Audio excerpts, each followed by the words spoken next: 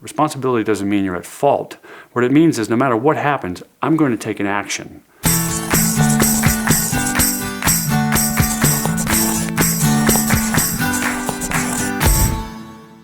Now, as we continue down the path of studying this model of integrity, I want to raise the concept of being 100% responsible for all the outcomes in your life.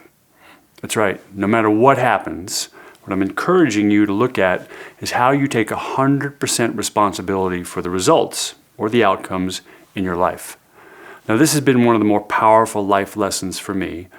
Perhaps I should say continues to be, as I'm occasionally reminded of the importance of it. Now, I know one of the manifestations of stress in life is when we feel things are out of control. A sense of control gives us a sense of power, a sense of energy. When things happen that we feel we have not contributed to or we become victim of, we feel out of control. And stress amplifies, it expands. When I looked at this from the model of integrity, that I'll be 100% responsible for no matter what happens, my life shifted. Now, granted, you might look at a major catastrophe that's happened somewhere in the world, an earthquake or a hurricane or the collapse of a business, and you might say, well, I had nothing to do with it. It's not that any of those events are your fault. Responsibility doesn't mean you're at fault. What it means is no matter what happens, I'm going to take an action. Now, I can go help rebuild a country. I could donate money. I could donate time. I could help somebody who's looking for work. I can be responsible to the event. Or I could also look back and say, prior to an event that's happened in my life or to a result I've gotten, perhaps there was a different approach I could have taken that would have influenced the outcome.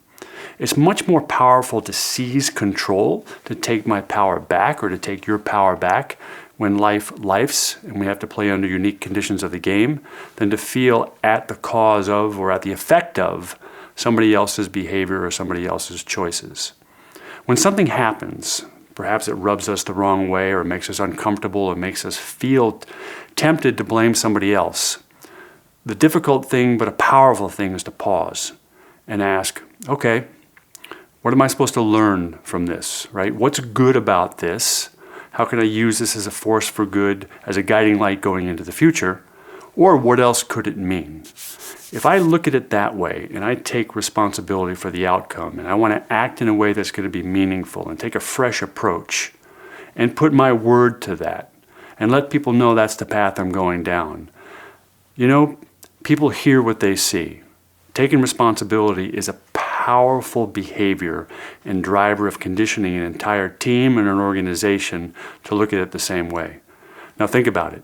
If the people around you in your daily life, there at the office or out on the road, took 100% responsibility for their choices, for their actions, and for the results, think of what would happen to the power of the business. Think of what would happen to the power of relationships. Think of what would happen to your health.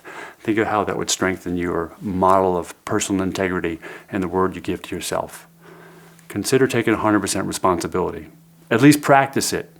You won't regret it.